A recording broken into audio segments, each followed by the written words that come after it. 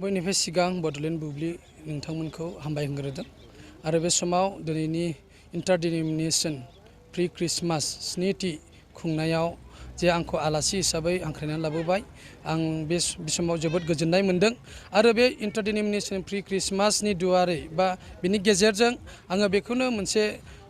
गाहाम हामलायथि हरनो सानदों आरो बेजों लोगोसे मोनसे मेसेज हरनो सानदों जे 2022 सिगां जे जिसु ख्रीष्टआ बे संसाराव जोनोम जाफैबाय बे जोनोम जाफैनायनि ओंथियानो जाहैबाय जों संसाराव थानाय सुबुं माहारिफोरनि जे आत्मा को बासायनो बा जिउखौ बासायनो दिनै बे सोरगोखौ नागारनानै बे संसाराव सासे मानसि महरै जोनोम जाफैबाय आरो बिनि संसाराव जोनोम जाफैनायजों लोगोसे बे कालभारी क्रुसाव थैबाय आरो बिनि थैनायनि दुआरै बिनि थैफोरजों जोंनि गासै पापफोरखौ सुस्रांबाय आरो जायहा बेखौ सासेल' जोंनि बासायगिरि होननानै फोथायो जोंनि इसोरनि शास्त्र बादिब्ला जोंनि ख्रिस्टियान धोरोमनि शास्त्र बादिब्ला बे शास्त्र लिरनाय दङ बियो जोबनो गैयै गोथांनि जिउखौ मोनो आं बिनि दुआरैनो बे मेसेजखौ हरनो लुबैयो गासै संसाराव थानाय आंनि ख्रिस्टियान बिदा फंबाय बिब' बिनानावफोर आरो साफ्रोम जे संसारनि सुबुं माहारिफोर जिसु ख्रीष्टआ खालि ख्रिस्टियाननिल' इसोर नङा बेयो गासै जाति गासै धोरोमनिबो सासे इसोर आं बेखौनो बेनि दुआरै मेसेजखौ हरनो लुबैयो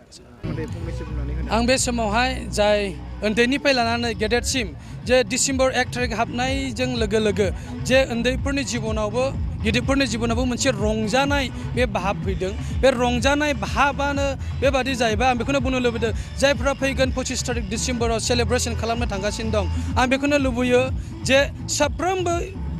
फैगोन डिसेम्बराव सेलेब्रेसन खालामनो थांनाय मानसिफ्रा गाव गावनि जिबनाव थामथिम जायो आरो सोरबा गावखौ दुखु होदोंब्ला सोरबा सोरखौबा बेबादिनो धोखा होदोंब्ला बिसोरो क्षमा होलायनांगौ आरो क्षमा होलायनायजों लोगोसे मोनसे अनज्लायनायजों बे फैगोन डिसेम्बर जे क्रिसमास बेखौ सेलेब्रेसन खालामोबा थारैनो इसोरा बे सेलेब्रेसनाव गोबां आशीर्बाद होगोन बुहुमाव थानाय रायजो राजाफोरनो गिबि सेन्टाराव बड'लेण्ड बुब्लि आरो आर'नाइ रादाब बे निउस चेनेलखौहाय आङो हामबाय होग्रोदों आरो लोगोसेयै दिनैनि बे 7th प्रि क्रिसमास सेलेब्रेसन जे interdenominational pre Christmas celebration committee organising खालामदों बिथांमोना आंखौ बेवहाय सासे स्पिकार हिसाबैहाय लाबोदों आं बिथांमोनखौ जोबनो गैयै हामबाय होनदों बिनि थाखाय आरो बे प्रि क्रिसमास सेलेब्रेसननि गेजेरजों आङो बेखौनो मेसेज हरनो हास्थायदों जे जिसु ख्रीष्टआ 2000 मायथाइनि सिगां बे पृथिबियाव फैदों आरो बे पृथिबियाव फैनानै बे गासै मानसि माहारिनि थाखायनो फैदों जों बेखौ मिथिगौ आरो बियो जोंनि पापफोरखौ अर्थात जोंखौ जोंनि गासै जों जेखौ गावनो सुख'नानै लानो हाया अर्थात बे जे क्षमताया जोंनियाव गैया बेखौ जोंखौ बे पापनिफ्राय लिबारेट खालामनो अर्थात फ्रिडम होनो थाखाय बे पृथिबियाव फैदों आङो बे मेसेजखौ बे निउस चेनेलनि गेजेरजों बेखौ हरनो हास्थायदों नंगौ बर'दिन फैनायनि सिगां बयबो गासैबो जोङो ख्रीष्ट सिबियारिफ्रा बिराद एक्साइटेड जायो बेखौ सेलेब्रेट खालामनो थाखाय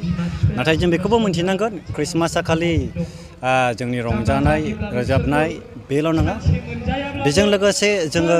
गाव गावखौहाय सिरि मोननानै थाग्रोनांगोन आरो जोंनियावहाय जिसु ख्रीष्टआ जोनोम जाग्रोनांगोन लोगोसे जोंनि खाथि खालानि मानसिफोर बिसोरनि जिबनावबो जोङो ख्रीष्टखौ जोनोम जाहोनो गोनां मानोना जोङो क्रिसमास बर'दिन नाजावनाया जोङो गाव हारसिंल' नङा आरो गुबुननि दुखु खस्थ' बेफोरखौबो जोङो नोजोर होनो गोनां आरो जे फैगौ क्रिसमास बे सेलेब्रेसनखौ खालामनो थाखाय आं गासै ख्रीष्ट सिबियारिफोरखौ खावलायो बेखौ सेलेब्रेट खालामनाया लोंनाय जानायफोरजों नङा नाथाय जोङो जिउआवहाय जिसु ख्रीष्टखौ लानानै